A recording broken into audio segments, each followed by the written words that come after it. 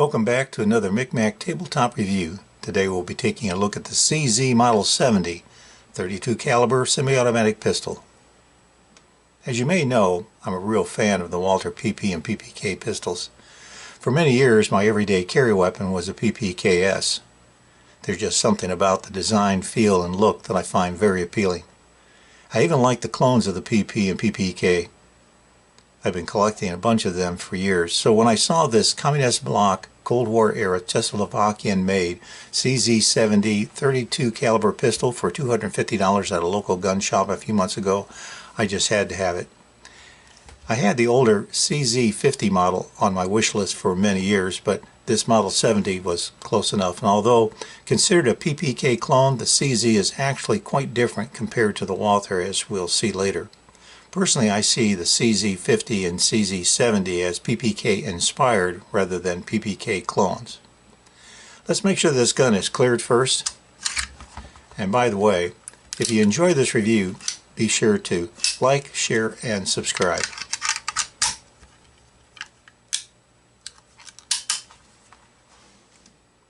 So this is the CZ-70. It all began with the earlier design of the CZ-50 in the late 1940s for the Czech police and security intel services. In 1970, the CZ-50 was updated, improved, enhanced, and released as a CZ-70. In the end, in my opinion, the improvements appear mostly cosmetic, with minor changes in ergonomic style, and the basic CZ-50 design was not altered that much with the new CZ-70 pistol. The CZ-70 was produced between 1970 and 1981. CZ remains in business today. The CZ-70 has a reputation for being well made, reliable, and a good shooter.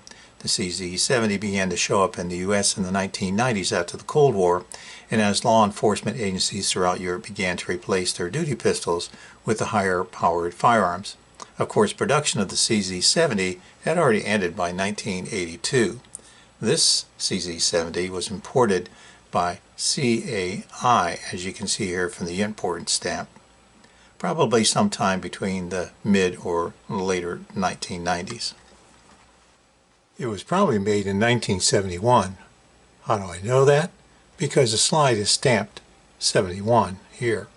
So this was probably one of the early CZ-70 pistols. A common thing you'll hear is the reference to a gun being a PPK clone. Actually, it may be the earlier Walther Model PP upon which the gun was based. That could be the case here. Here's a Walther PP, and here's a Walther PPKS. I think the CZ-70 looks more like the PP than the PPK. Not that it really matters all that much, because although quite similar in appearance and function, such as the double single action, fixed barrel, safety decocker, no slide lock, exposed hammer, etc. There are obvious differences between the Walther PP or PPK and the CZ-50 or CZ-70, as seen in the takedown procedure, which includes a takedown button rather than the drop-down trigger guard. There's also less pronounced beaver tail and more squared grips on the CZ. And note that the safety decocker is frame mounted on the CZ rather than slide mounted. As for specifications, the CZ-70 is a .32 caliber double action single action pistol, fixed barrel, blowback design. Barrel length is 3.5 inches, overall length is 6.5 inches, overall height is 4.5 inches. The width is 1 inch at the grips. Grips are wraparound plastic. The slide and the frame are carbon steel. Finish is blued. The trigger has serrations on the Model 70. Sights are fixed blade at the front and dovetail fixed square notch at the rear. The hammer is exposed. There's a two-position external safety decocker on the left side here. Up to fire, down for safe, further down for decock. Magazine release is here. Magazines are 8 round with a pinky extension, and there's a takedown button on the right side here. The CZ-50 was created in the late 1940s, and as such it's been around for a long time. It's the classic CZ-50 that many associate with the Cold War era communist spies. and in fact it was actually considered a pretty good little pistol and stay. But by 1970, CZ obviously thought it was time for an update and came up with the CZ-70. What I think is interesting is that the main improvements of the 70 over the 50 were actually external.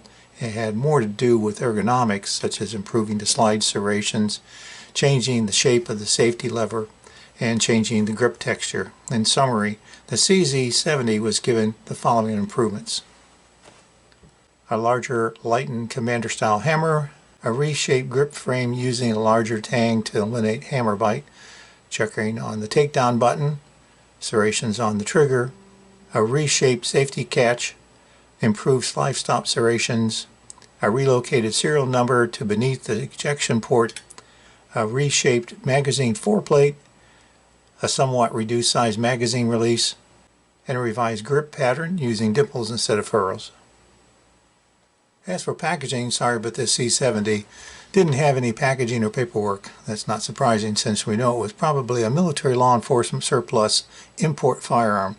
Nonetheless, I've seen the CZ-70 with a box and manual and even cleaning tools.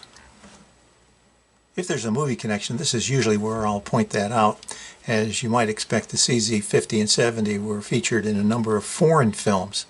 That was not unexpected for a Cold War era Czechoslovakian-made pistol, but when it came to the US-made movies, I can only find one film, the 1993 Brigitte Nielsen film, Chained Heat 2. And even there, the CZ was only featured briefly. A notable feature of the CZ-70 is its two-position safety lever mechanism. Basically, this allows a CZ to be carried cocked and locked or hammered down for double action first shot. The safety lever, pushed all the way down, acts as a decocker. Up to fire, down for safe, down further for decock. Quite an interesting design, but the decocker action is a little stiff on this gun. I don't know, but it could be due to my replacing the safety lever. The old thumb lever had a chipped off end. This new one just may need to be worked a bit to smooth it out. As an old school .32 caliber all steel gun, my expectations were for an operationally light function and shooting experience similar to my Walther PP32. But that turned out not to be the case.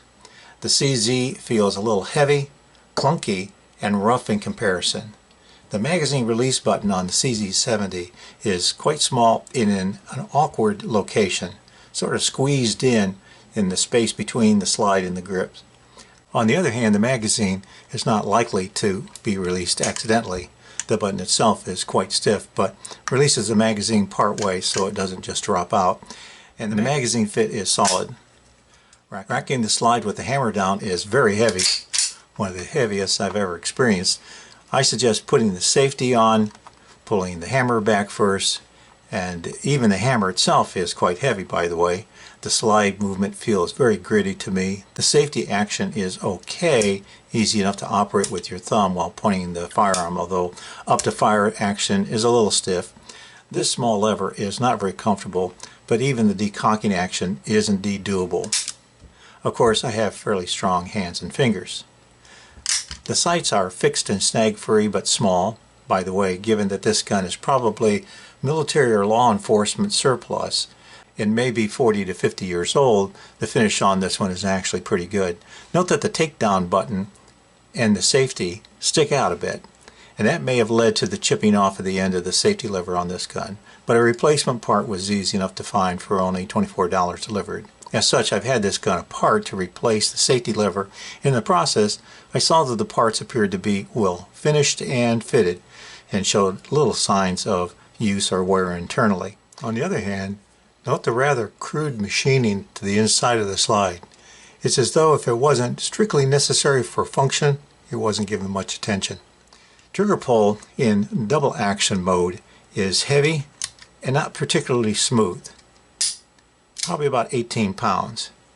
In single action mode, the trigger is still gritty, but lighter at about 4 pounds. Reset is about a 1/4 inch with a clear click. The grips feel boxy, and the stippled surface of these grips is just not very comfortable. The furrowed grips of the older CZ-50 may have been better, and I've heard that some owners went back to the 50s grips on their CZ-70. For a small 32 caliber, this one just seems overbuilt in my opinion. It's solid and tight, but in comparison to my Walther PP32 from the same era, the Walther is much more refined and smoother with light functioning. The word that comes to mind to describe the CZ's function is harsh for a 32, although recoil is not the issue. The CZ will get the job done, but that's about all I can say. It's a product of what you might expect from the old Soviet bloc during the Cold War era. At the range, I began by setting the 6-inch targets out to 15 feet for my first shots. I shot as quickly as I could, regaining my targets as I did. I cocked the hammer first to avoid the heavy double action trigger. Like the PPK, the slide locks back after the last round is fired, and you have to drop the magazine to release the slide. 50 rounds were fired without any problems. Here we are with the targets set out to 15 feet for my first magazine.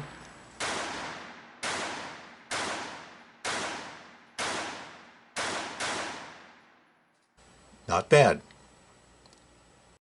Moving the 6-inch targets out to 20 feet.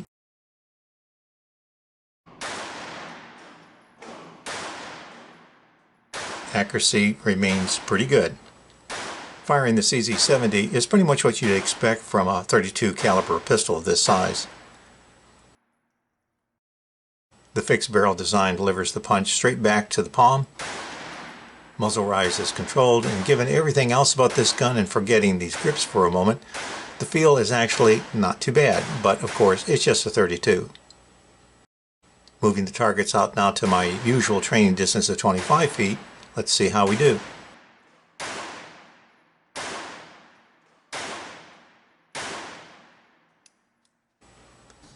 Balance is fine and accuracy is good. Actually, the CZ-70 isn't a bad gun, but I might be a bit spoiled by my Walther PP. I've already covered a number of issues I've had with this pistol, but to summarize, I'll begin with the heavy double action. For a 32, it's difficult to understand why the action is so heavy on this gun. This is not a gun for anyone with weak hands. The trigger pull is heavy, as the hammer and the racking of the slide are very stiff. In single action mode, things are a little better, but there's still a noticeable gritty feel to the trigger pull. The position and the feel of the magazine release is another con, and I'm not a fan of these squared stippled grips. Overall, the CZ-70 is functional, but just seems unrefined as a pistol. Polishing some internal parts would probably help, but keep in mind that the springs are what they are. The last point I'll mention is the fact that Wolf Gun Springs does not carry replacement springs for the CZ-70, with the exception of magazine springs. So if you're thinking there's an easy spring solution out there to improve the function of the CZ-70, you're likely to be disappointed. I've heard the suggestion that cutting a bit of the hammer spring off would help, but I'm not sure about doing something so radical. As for pros, there's no doubt that the CZ-70 is sturdy, ruggedly built, and a reliable pistol. It also has a rather unique two-position safety lever mechanism that allows it to be carried cocked and locked or hammered down for a double action first shot, with the safety working as a decocker. Otherwise, as I've said before in my review of older guns, I try to keep in mind the purpose and the context of the firearms I review. As such, the CZ-70, which began its life in the late 1940s in the form of the CZ-50, was intended for the Czech police and security intel services. So its design being functionally for law enforcement needs, even as late as the 40 years ago, probably fulfilled its purpose well enough given its years of service. Today it's difficult and probably a bit unfair to judge this firearm compared to modern carry options, and I already stated my opinion of the CZ-70 compared to the same era Walther PP. Sure, the CZ-70 is a bit heavy in weight, as well as operationally. It's only a 32, it has limited capacity. But perhaps it's better to note the popularity that still remains for the CZ-50 and 70. And in spite of the limitations, it's still a pretty cool Cold War era firearm. And its size, weight, and double action, single action safety decocker system gives the CZ-70 real potential as a concealed carry even today. And finally, you can probably pick one of these up for a little more than $200, and that's got to be something. Disassembly of the CZ-70 is simple and straightforward. Ensure that the gun is empty first. I prefer to put the safety on, cock the hammer back, pull and lock the slide back, remove the magazine, push the takedown button on the right side while pulling the slide back and up, and you can remove the recoil spring as well. And that's it. Reassembly of the CZ-70 is also simple. We're going to return the recoil spring to the barrel. The tight end of the spring goes on first, and then the slide gets returned to the frame in the same way that it came off. You need to push down the takedown button firmly and bring the slide back and down onto the frame. Return the magazine and test for function. And that's it. As for price, the value placed on the CZ-70 by TrueGunValue.com is about $250 to $500, and averaging $350. But be aware that Genetron.com suggests a used value of only $225.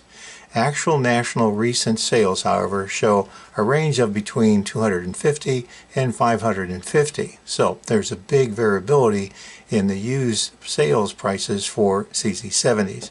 The big question is, what should you expect to pay? Well, given my personal experience with this gun, I'd say one in good shape for about $275 and maybe $350 would be fairly reasonable. The other point I'll make is that in comparison, you might be able to find a used Walther PP32 for as little as $500, something to think about before you invest more than $350 in a CZ-70. Now, before we end today's video, I'd like to remind you, if you haven't already, be sure to like, share, and subscribe down below. And thanks for watching.